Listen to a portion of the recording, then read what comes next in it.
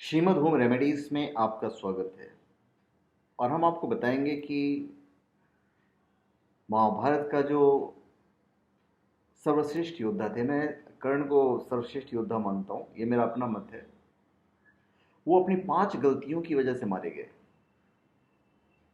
उस काल में द्रोणाचार्य, परशुराम और वेद व्यास को ही ब्रह्मास्त्र चलाना और किसी के द्वारा ब्रह्मास्त्र का प्रयोग किए जाने पर उसे असफल कर देना याद था। अर्जुन को भी पता था, द्रोणाचार्य ने सिखाया था। उन्होंने विद्या अपने कुछ खास शिष्यों को ही प्रदान की थी, जो गुरु लोग थे। गुरुओं में द्रोणाचार्य, परशुराम और वेद व्यास को पता था, और उन्हें यह भी पता था कि दूसरे के ब्रह्मास्त्र को असफल कैसे करना है। तो ये खास शिष्यों को प्रदान की गई थी, और उसमें भी किस तरह ब्रह्मास्त्र को असफल करना है ये कम ही शिष्यों को याद था। जब द्रोणाचार्य ने कर्ण के सूत पुत्र होने को जानकर ब्रह्मास्त्र विद्या सिखाने से इनकार कर दिया, तो वे परशुराम के पास पहुंचे। परशुराम ने प्रण लिया था कि वे इस विद्या को किसी ब्राह्मण को ही सिखाएंगे, क्योंकि इस विद्या का दुरुपयोग का खतरा बढ़ गया था। कर्ण यह सीखना चाहता था, तो उसने परशुराम के पास पहुंचकर खुद को ब्राह्मण पुत्र बताया था और उनसे विद्या सीख ली। और परशुराम ने ब्रह्मास्त्र के अलावा कर्ण को अन्य सभी अस्त्र शस्त्र की शिक्षा दी। फिर वही वाली घटना हुई कि एक दिन परशुराम जी को थकान महसूस हो रही थी और कुछ देर सोना चाहते थे, और कर्ण की जांघ पर रख के सो गए और एक कीट ने उसे काट लिया कर्ण को। पर कर्ण ने जरा सा उफ तक नहीं किया, और जो ब्लड था, ब्लड का फ्लो जब उन तक पहुंचा तो उनकी नींद खुल गई। और उन्हें देखा कि ये तो इतना जो कष्ट सह सकता है वो ब्राह्मण तो ही नहीं सकता है। और वहां पे क्रोधित होकर उन्हें कर्ण को श्राप दे दिया कि तुमने मुझसे जो भी विद्या सीखी है वो झूठ बोलकर सीखी है, इसलिए जब भी तुम्हें इस विद्या का सबसे अधिक आवश्यकता होगा तभी तुम इसे भूल जाओगे, कोई भी दिव्यास्त्र का उपयोग नहीं कर पाओगे। लेकिन अब सवाल ये उठता है कि यदि वो झूठ नहीं बोलता तो सच बताकर क्या परशुराम से विद्या सिखाते? नहीं सिखाते। तो वो किससे सीखते?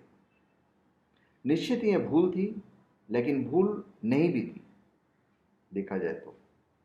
और ये भी उनको सीखना पड़ा था, क्योंकि तब तक वो कवच कुंडल दे चुके थे। अब हम कवच और कुंडल पे आते हैं। भगवान कृष्ण भली भांति जानते थे कि जब तक कर्ण के पास उसका कवच और कुंडल है तब तक उसे कोई नहीं मार सकता है। ऐसे में अर्जुन की सुरक्षा की कोई गारंटी है ही नहीं।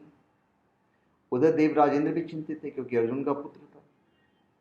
भगवान कृष्ण और देवराज इंद्र दोनों जानते थे कि जब तक कर्ण के पास पैदाइशी कवच और कुंडल है वो युद्ध में अजय है।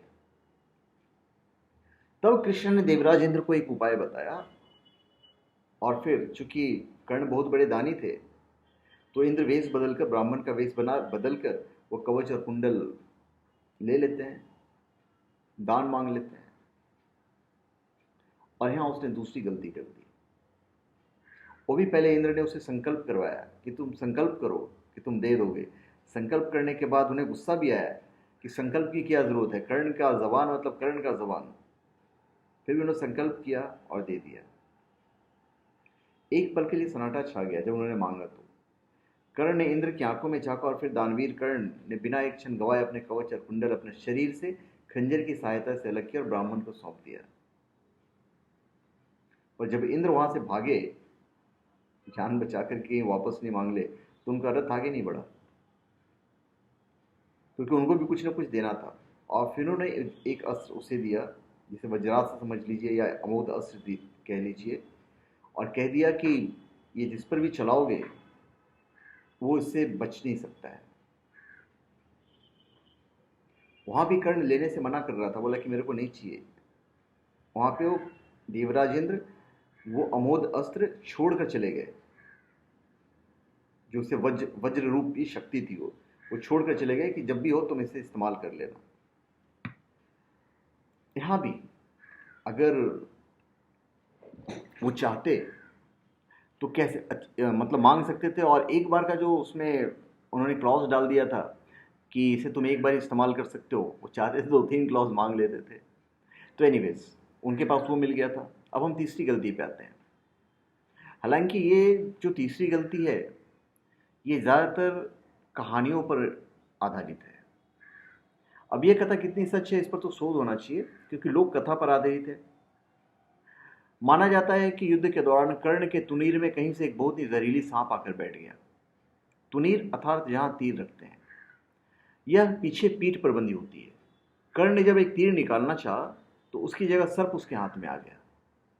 कर्ण ने पूछा, तुम कौन हो और यहाँ कहाँ से आए हो? तब सर्प ने कहा कि हे दानवीर कर्ण, मैं अर्जुन से बदला लेने के लिए आपके तुनीर में जा बैठा था। कर्ण ने पूछा, क्यों? इस पर सर्प ने कहा कि राजन, एक बार अर्जुन ने खांडव वन में आग लगा दी थी। उस आग में मेरी माता जलकर मर गई थी। तभी से मेरे मन में अर्जुन के प्रति विद्रोह है। मैं उसे प्रतिशोध लेने का अवसर देख रहा था और वो अवसर मुझे आज मिला है। कुछ रुककर सर्प ने फिर बोला, आज मुझे तीर के स्थान पर चला दीजिए। मैं सीधा अर्जुन को जाकर डस लूंगा और कुछ ही क्षणों में उसके प्राण पखेरु उड़ जाएंगे। सर्प की बात सुनकर कर्ण सहजता से बोले, हे सर्पराज, आप गलत कार्य कर रहे हैं। जब अर्जुन ने खांडव वन में आग लगाई तो उनका उद्देश्य तुम्हारी माता को जलाना कभी नहीं रहा होगा। ऐसे में मैं अर्जुन को दोषी नहीं मानता। दूसरा, अनैतिक तरह से विजय प्राप्त करना मेरे संस्कारों में नहीं है। इसलिए आप वापस लौट जाएं और अर्जुन को कोई मेरी वजह से नुकसान नहीं पहुंचना चाहिए। सर्प वहां से उड़ गया और कर्ण को अपने प्राण गंवाने पड़े। कहीं कहीं पे यह भी उल्लेख है कि जब उन्होंने वान चलाया था तो उनके वान पे आकर बैठ गए थे जो सर्प थे, और जब कृष्ण ने यह देखा तो उन्होंने रथ को नीचे दबा दिया था और जो सर्पवान जो था वो इनके मुकुट पे लगा था और वो बच गए थे। अभी हम आपको बताते हैं चौथी गलती, और वो चौथी गलती थी ब्राह्मण का शाप। परशुराम जी के आश्रम में शिक्षा ग्रहण करने के बाद कर्ण जब वन में भटक रहे थे, उस दौरान ये शब्द भेदी विद्या सीख रहे थे और एक आवाज की दिशा की तरफ उन्होंने अपने वाण चला दिए थे, और वो आवाज किसी गाय की थी और गाय मारी जाती है। वहां पर ब्राह्मण ने उनको शाप दे दिया था कि तुम्हारा जो रथ का पहिया है किसी दिन जमीन में गड़ जाएगा और तुम उसे हटा नहीं पाओगे, निकाल नहीं पाओगे। यही मारा था, और हुआ भी यही था कि जब कर्ण और अर्जुन से घोर युद्ध चल रहा था तब उसके रथ का पहिया बार बार भूमि में धंस जाता था और यह उसे निकालकर फिर से युद्ध करने लगते थे। ऐसे समय में जब फिर उनके रथ का पहिया भूमि में धंस गया था तो फिर उसे निकालने लगा, और उस समय घबराहट भी हो रही थी। उसका सारा ध्यान युद्ध के अलावा पहिए पर चला गया था। वो खुद को असहाय महसूस कर रहे थे, और ऐसे मौके का लाभ उठाकर अर्जुन ने कर्ण को मारा था। वो भी मार नहीं रहे थे, कृष्ण ने बोला कि मारो इसे। और पांचवी गलती थी कुंती को दिया गया वचन। एक बार कुंती कर्ण के पास गई थी और कहा था कि तुम पांडवों की ओर से लड़ो।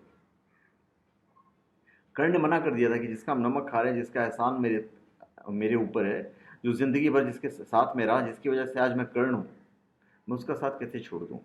फिर भी कर्ण ने कहा कि आज तक कोई भी कर्ण के द्वार से वापस नहीं लौटा है। अगर किसी ने कुछ मांगा है तो मैंने दिया है। तो वहां पे कर्ण ने प्रतिज्ञा की और वचन दिया था कि मैं अर्जुन के अलावा मैं तुम्हारे किसी पुत्र को नहीं मारूंगा। तो ये जो 5 गलतियां उन्होंने की, ये गलती की वजह से उन्हें अपनी प्राण गंवानी पड़ी। और बाकी तो देखिए, बाकी तो ऐसा है कि अगर आप अधर्म का साथ देते हो तो फिर अधर्म तो अधर्म है, और वो अधर्म का साथ दे रहे थे, दुर्योधन का साथ दे रहे थे।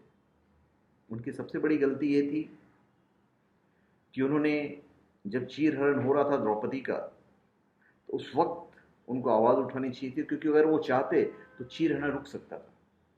यही उनकी सबसे बड़ी गलती थी, जो धर्म के विरुद्ध सबसे बड़ी गलती थी उनकी। तो धन्यवाद। आप हमारे चैनल पे सब्सक्राइब करें और अपने कमेंट दीजिए, और हम चाहेंगे कि आप हमारे